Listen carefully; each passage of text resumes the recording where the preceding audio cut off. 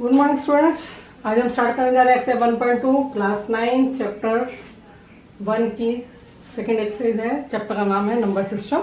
ठीक है, तो मैंने इसकी जो पहले वाली एक्सरसाइज 1.1 में आपको इसके बारे में बहुत सारे नंबर्स के बारे में आपको नॉलेज दी थी, बताया भी था, एक्सप्लेन किया था अच्छे तरह से, रैशनल नंबर इरेशनल नंबर के बारे में सब बताया था।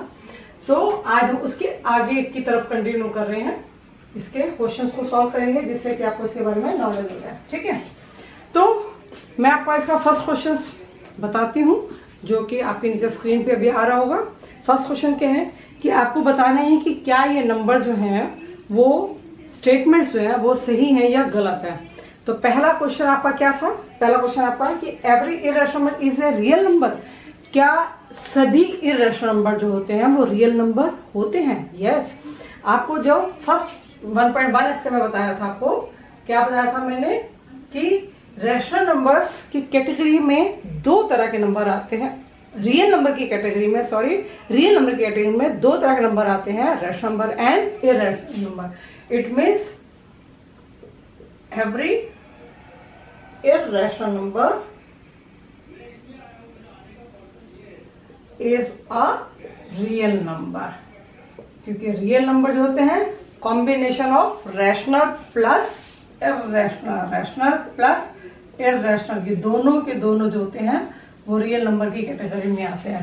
तो it means irrational number is also a part of rational number.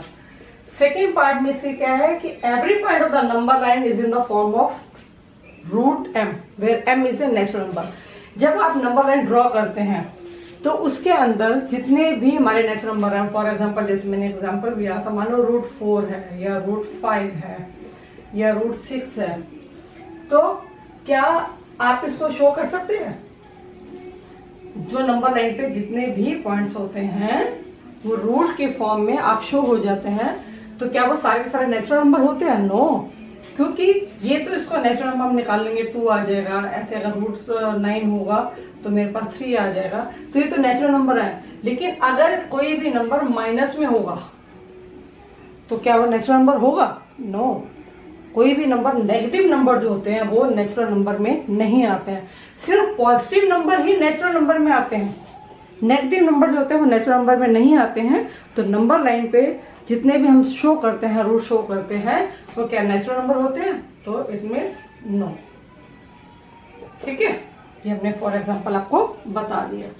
Next part है आपका क्वेश्चन नंबर, इसी का ही थर्ड पार्ट है। Every real number is an irrational number. क्या सभी के सभी रियल नंबर जो होते हैं वो सभी के नंबर इरेशनल नंबर होते हैं क्या? रियल नंबर जो होते हैं सभी के सभी रियल नंबर इरेशनल नंबर होते हैं क्या? बताइए आप, सारे रियल नंबर इरेशनल नंबर होंगे? नो। मैंने बताया real number is a combination of rational plus irrational. तो जितने भी रियल नंबर में रैशनल नंबर आएंगे तो इरेशनल की कैटेगरी में डाल पाएंगे? No. Every real number is not a irrational number. Clear? तो ये आपका क्वेश्चन नंबर 1 था। अब हम मूव करते हैं क्वेश्चन नंबर 2 की तरफ से। ठीक है, तो क्वेश्चन नंबर 2 भी आपकी स्क्रीन पे आपको देखो नीचे आ रहा होगा। क्या है? Are the square root of all positive integers irrational.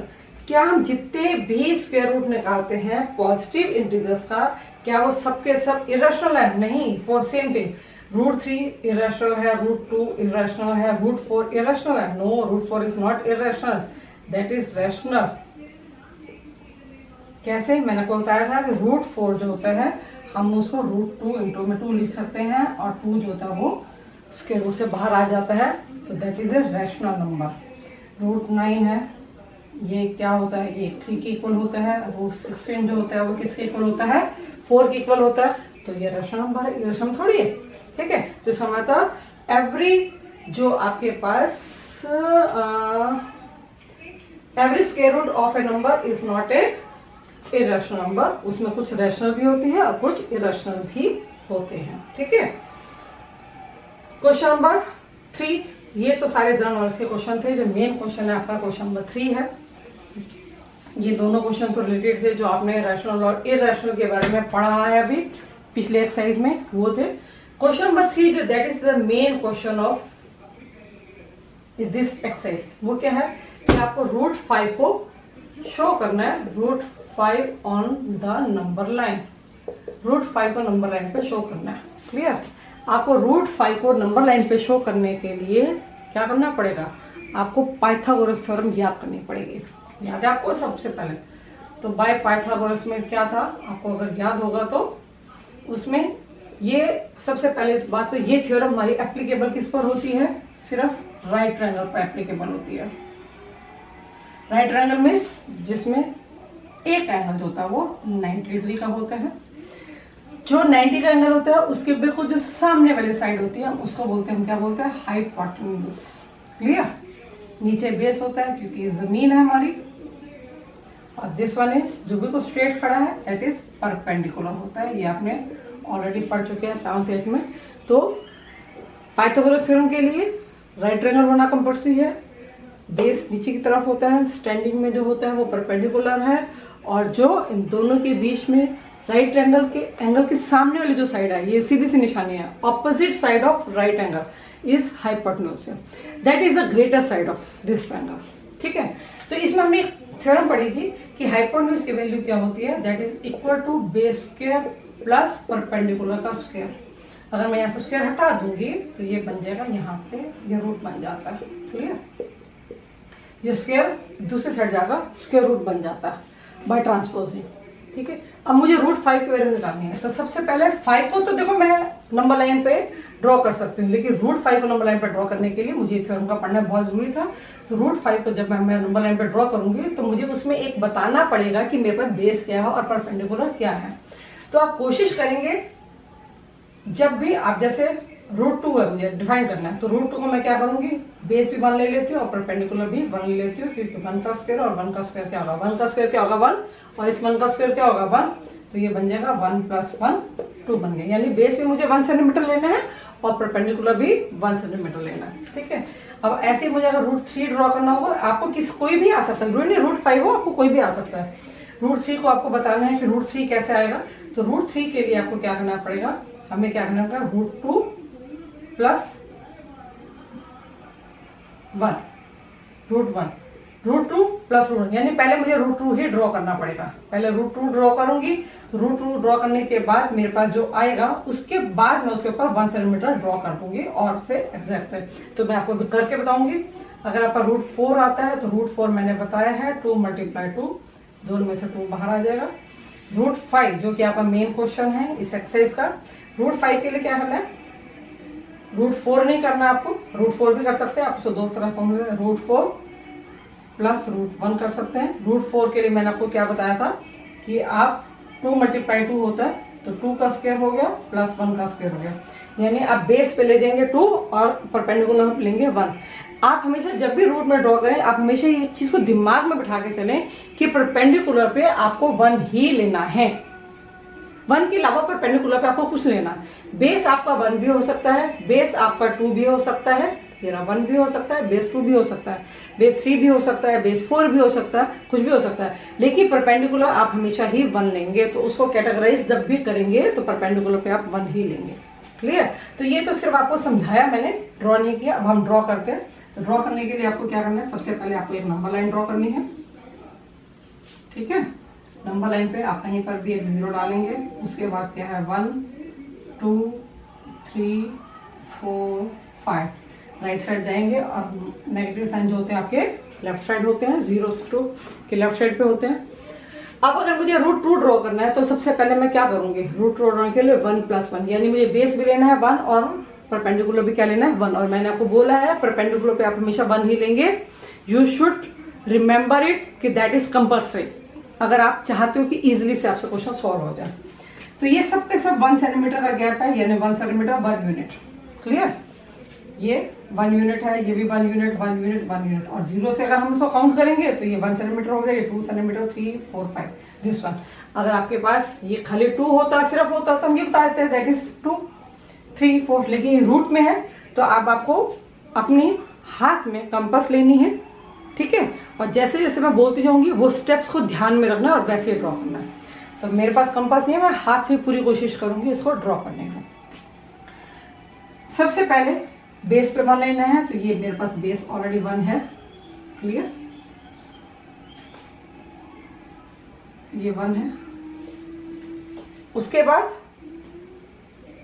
मैं उसको रेड पेन से साइन करती हूँ।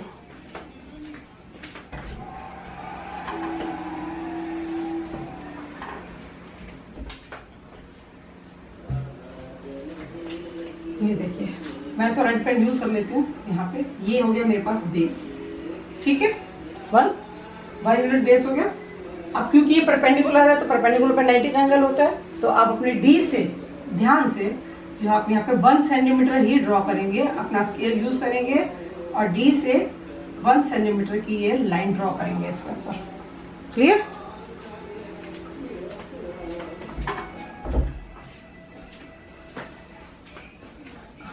आपका 1 सेंटीमीटर लाइन ड्रॉ करने के बाद ये 1 सेंटीमीटर लाइन ड्रॉ होगी, आपको इसको और इसको मिला देना है।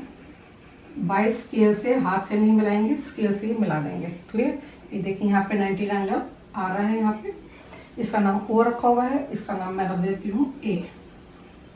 क्लियर? ध्यान से सुनिए, 1 सेंटीमीटर का गैप है, ये 1 यूनिट लिया मैंने, ये बेस था, परपेंडिकुलर 1 था, 90 के एंगल को मैंने 1 सेंटीमीटर ही कट कर दिया है। तो ये 1 सेंटीमीटर की लाइन है, इसको दोनों को ज्वाइन किया है। अब आपको क्या करना है, अपने कंपास लेनी है, ओ पे रखनी है और ए की जितनी खोलनी है, ठीक है, और ऐसे रखिए, उसको ऐसे घुमा दे रहा, देखो जैसे मैं कर रही हूँ। क्लियर? तो घुमा दिया मैंने। तो ये जो साइन आता है यहाँ पर, ये दिस वन इज क्या है, √2। क्लियर? ध्यान से देखा आपने, ओ पे रखनी है अपने कंपास को, ए की जितनी खोलनी है और रख के ऐसे आपको घुमा देना है, तो दैट इज कॉल्ड √2। अब आपको √2 मैंने ड्रॉ कर दिया। नाउ अब आपको क्या बनाना है, √3। तो √3 बनाने के लिए मुझे पहले √2 बनाना पड़ेगा। √2 मैं ऑलरेडी बना चुकी हूँ। मैं इसे एक नाम रख देती हूँ, ये नाम क्या है मेरे पास, डी। ठीक है, तो ये जो ओडी लाइन है, ये 0, इसको आप 0 भी पढ़ सकते हैं, आप इसको ओ भी पढ़ सकते हैं। तो ये जो ओडी लाइन है दैट इज √2। अब आपको √3 के लिए पहले √2 बनाना है, फिर आपको √1 बनाना है। √2 ऑलरेडी मेरा बना हुआ है, मैं बना चुकी हूँ। अब मुझे √1 लेना है, यानी मुझे इसके ऊपर 1 सेंटीमीटर परपेंडिकुलर और लेना है। ठीक है, तो अब आप क्या करेंगे, यहाँ पे अब आप इसको मान के चलेंगे ओ ए इज बेस, ये आपका बेस है। क्लियर? अब आपका बेस ओडी नहीं है, आपका बेस क्या है, ओ ए है। अब आपका बेस ये है, तो अब आपको 90 का एंगल ड्रॉ कर रहे हैं, तो आप ए पर फिर से 90 के एंगल डी से ही करेंगे। तो ये डी से मैंने इसको 90 का एंगल बनाया और 1 सेंटीमीटर कितना करना है, 1 यूनिट। आपको ये ध्यान रखना है 1 यूनिट, क्योंकि हमारे पास ये हमेशा मैंने बोला परपेंडिकुलर 1 यूनिट ही आना चाहिए। तो 1 यूनिट मैंने ये कट कर दिया उसको, और क्या करना है उसको फिर आपको ओ से मिलाना है। देखिए मैंने ओ से मिला दिया, डॉटेड लाइन नहीं लगानी है आपको। ठीक है, इसका नाम मैंने रख दिया बी। अब आपको क्या करना है, मिलाने के बाद अपने कंपास को फिर ओ पे रखना। हर बार आपको कंपास ओ पर ही रखनी है, क्योंकि हमारा स्टार्टिंग पॉइंट वो है, ओ पे रखनी है, बी की इतनी कंपास खोलनी है, और वहां से आपको कंपास खोलने के बाद कुछ इस तरह से आपको ये ड्रॉ कर देना है। ठीक है, तो आपका ये जहां पर भी आके मीट होगा दैट इज, मैंने इसका नाम रख दिया ई। ये क्या है मेरे पास, √3 है। क्लियर? ये मेरे पास क्या बन गया, √3। अब √4 तो मैंने बोला था, √4 क्या होता है, 2 यूनिट। तो 0 से लेके ये जो 2 यूनिट है ये √4 ही होता है। ये √4 मतलब 2, तो हमें इसको ड्रॉ करने की जरूरत नहीं है। नेक्स्ट चलते हैं √5 की तरफ से, जो कि आपको बोला गया था, मेन क्वेश्चन जो था आपका था √5। क्लियर? तो √5 के लिए मुझे अब इसकी जरूरत नहीं है। √5 के लिए मुझे अलग से ही बनाना पड़ेगा आपका। तो मैं इसको यहां से रब कर देती हूँ। √5 के लिए दोबारा से नंबर लाइन बनाते हैं हम लोग,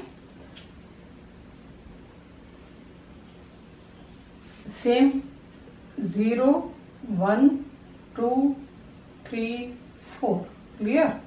तो मैंने क्या बोला था, √5 के लिए आपको क्या करना है, √4 मतलब क्या था आपका पास, √4 मतलब ये 2।